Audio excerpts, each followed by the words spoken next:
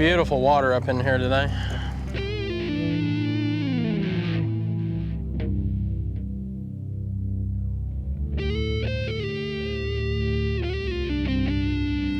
You'll feel them, they'll actually come in like a thief in the night thinking they're getting something for free, and then you put the boots to them and whack them.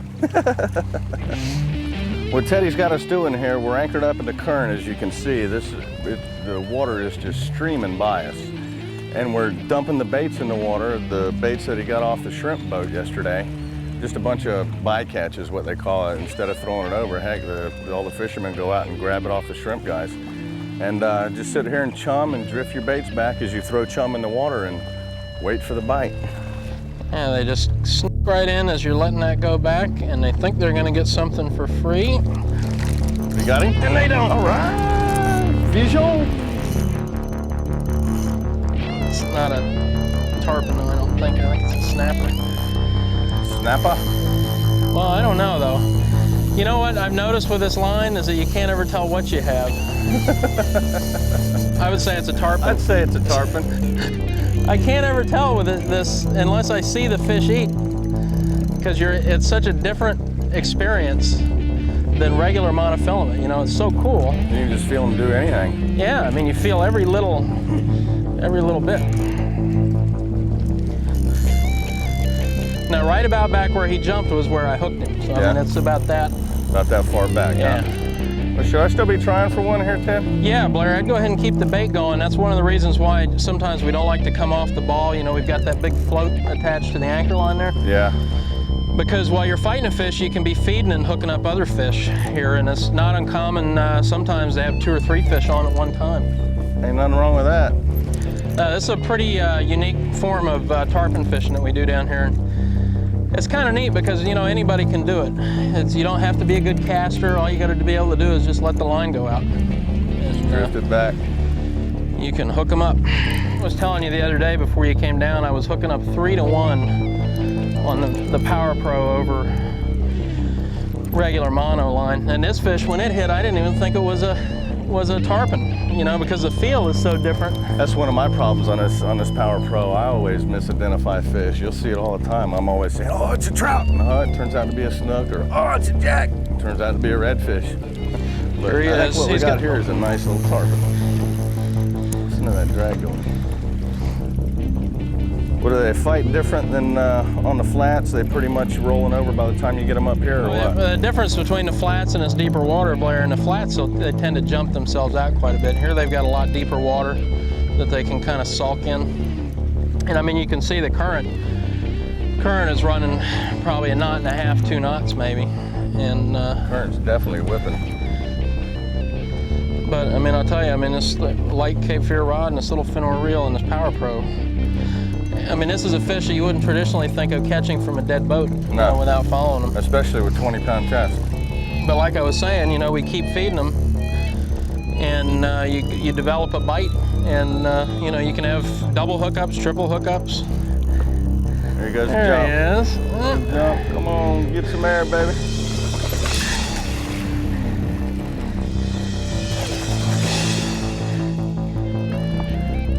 This is too much like work, Blair. This is when you're supposed to be fighting the fish.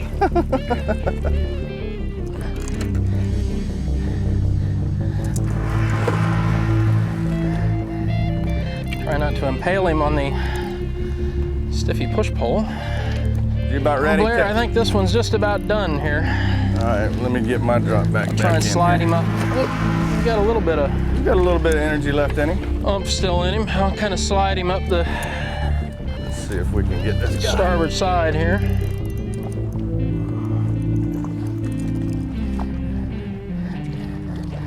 Hook right in the button. Whoop.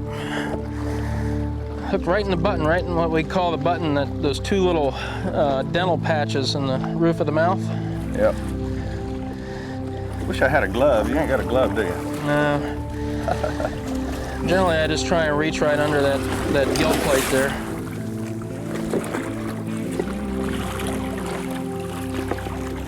Got him. Like everything else in my slack. life, I try and do the contact skin to skin with him. You know, I don't like to do anything. And there he goes. And there he goes down to the depths. Hey. I'd shake your hand, but you can go ahead and wash it off again. That's one of the casualties of bringing them aboard. Just like a ladyfish. All right, now it's your turn. All right. You know, you were asking me about a glove, and I generally, you know, a lot of people lip gaff tarpon and use gloves and stuff.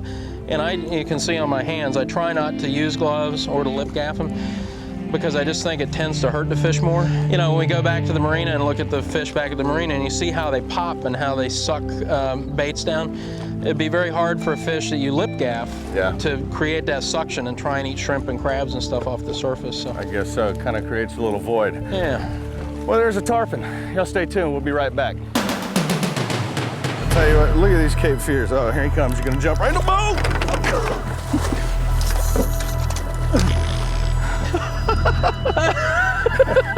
He wanted to come in here with us.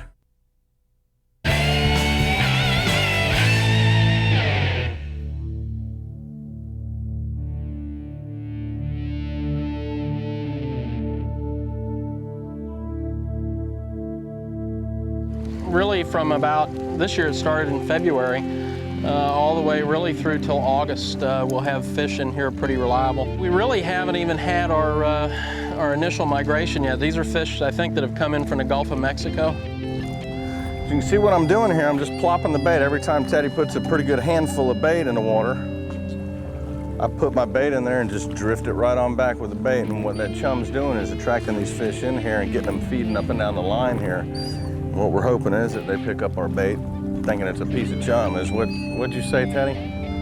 It's like a thief in the night. Like a thief in the night, Teddy says. Come up and just suck them in. Yeah, it's amazing. They just sneak right in there.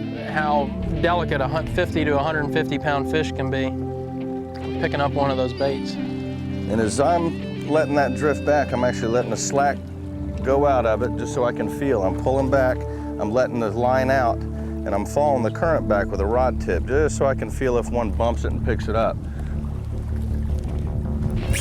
There he is. Come on, let's see some jumping. Oh, that's a big fish. I think I got this one to stick. There he goes. Woo! Nice sewing sound, huh? There he goes. Nice fish. All right. Captain Blair. It is the poon time. Poon time. This one might be one of those ones we go chase, so you never know. I'm gonna have one on here. Do you find that some fight different than the others here too? There is a difference, Blair, the way they fight. You can tell fish that have been here for a while. Yeah. That have been feeding for a couple of days in the harbor, as opposed to new fish that migrate in from the Gulf Stream, what we call new fish, as opposed to resident fish. That the new fish very seldom jump, and they actually roll and gulp because they're in that migrating mode. Yeah. And I'll tell you, an 80 or 90 pound new fish, this guy's coming right to us. sometimes you won't even be able to land on 20. Hold on, I'll show one to you. He's gonna be right next to the boat here. He's coming right up.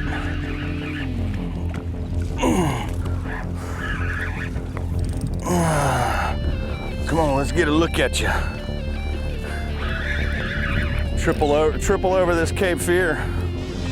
There he goes. Nice jump, nice jump. Good bow.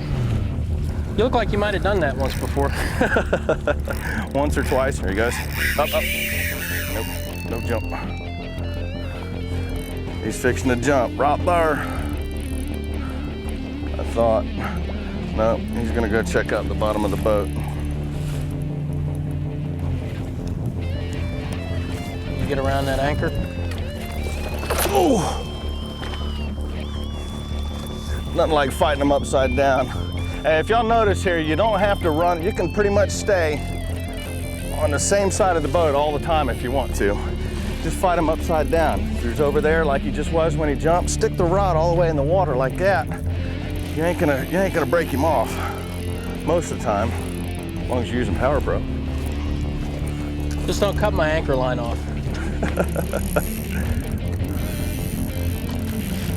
Look at this rod. Think you can triple this one over? Strongest rods in the world. Yeah, Teddy, there's been a lot of controversy about the shrimp boats and all the trash that they get, but he was telling me something earlier about the, you know, if you didn't have this shrimp boat trash all around here, you really wouldn't have this fishery. Well, there'd be a lot of guides out of work, I can tell you that. It makes our job quite a bit easier, and it's a key to so much good fishing here in the lower Florida Keys. From the tarpon that we catch in here, out to the Gulf wrecks, the cobias and the permits, and we catch them in here as well.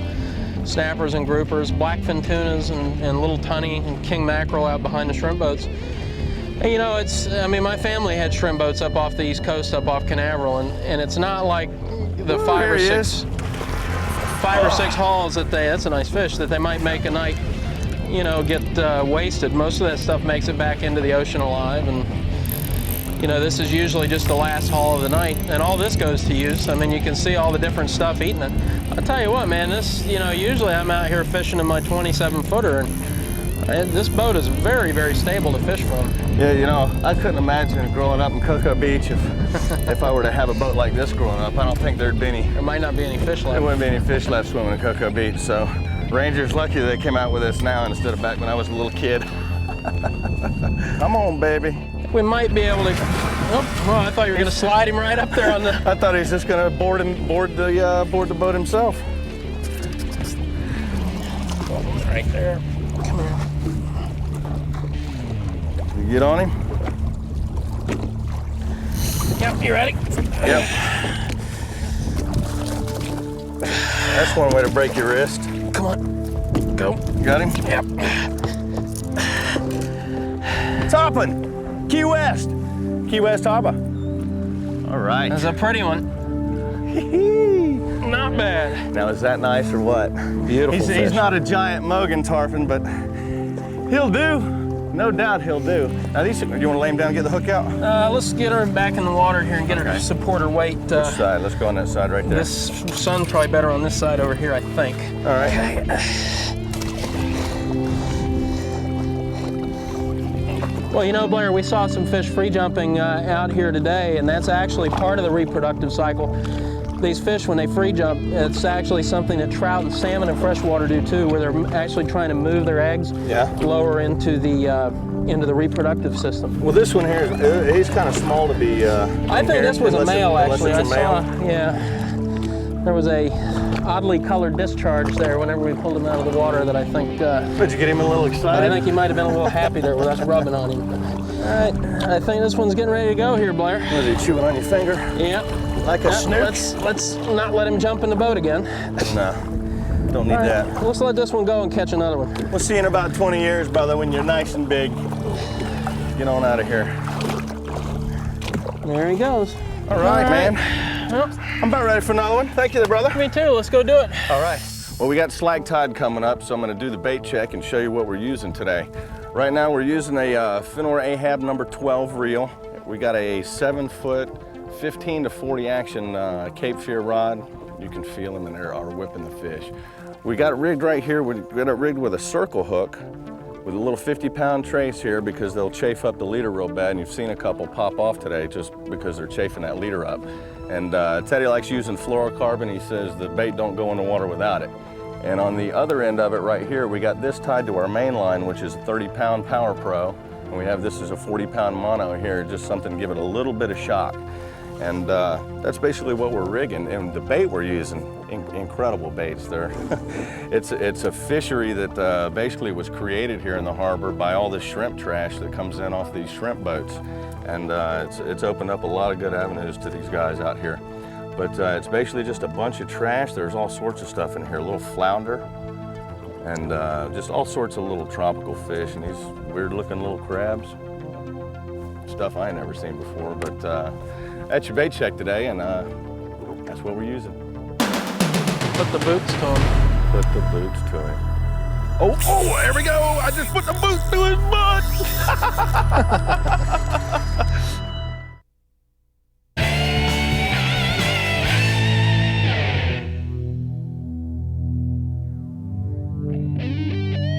I find people are kind of fascinated by all this stuff.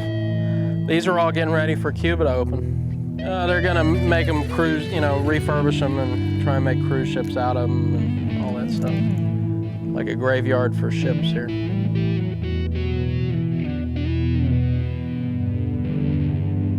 This is why I was telling you we catch those pilchards in here. Yeah. And I've actually had tarpon come up to the boat and roll on the net trying to get pilchards out of the net. Really? It's almost like they've learned we've been catching these baits in here for so long that they kind of follow the boats around. Put the boots to them. Put the boots to him. Oh, there we go. I just put the boots to his butt. It ain't pretty, but it is tarpon fishing. What a way to end the day, Ted. Oh, fish, fish, fish.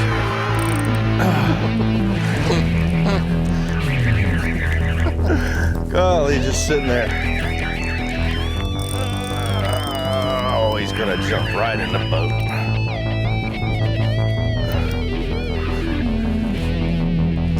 Right around that trolling motor. This is how they're supposed to behave. Oh man, there's some clear water in here. Uh-oh. Nice jump. Pretty little fish. It's a real good way to end the day.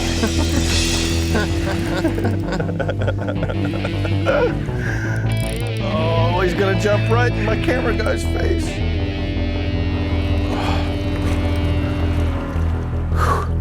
Well, J hook, circle hook. That eagle claw's right in the corner of his mouth where he should be.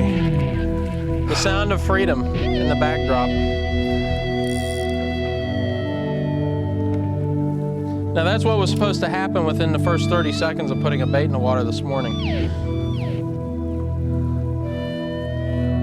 What a way to end the day here, Blair. You know, I mean, a lot of times, even when I'm not tarpon fishing, if I've got some baits left over, I'll come in here and try and put a little finishing touch on the end of the day here. Well, this is definitely putting a good touch to the end of the day here. If you don't jump in the boat. I'm not used to these boats with low sides like this. Well, he's not quite the Mogan, but he put on a good show. Can I grab this guy? Yeah. Go right ahead. Oh, beautiful fish, Blair. Oh, he is awesome. Look at that, guys. Nice way to end the day. Is that awesome, guys, or is that awesome? Woo! Fantastic. Terrific. Man. All right, let's let it go. There ain't no better way to end the day. Man, I'll tell you what, brother. There ain't no better way to end the day than come in like that and catch a tarpon at the end. It's kind of like the old days in Cocoa Beach. Oh yeah, about the same size fish too.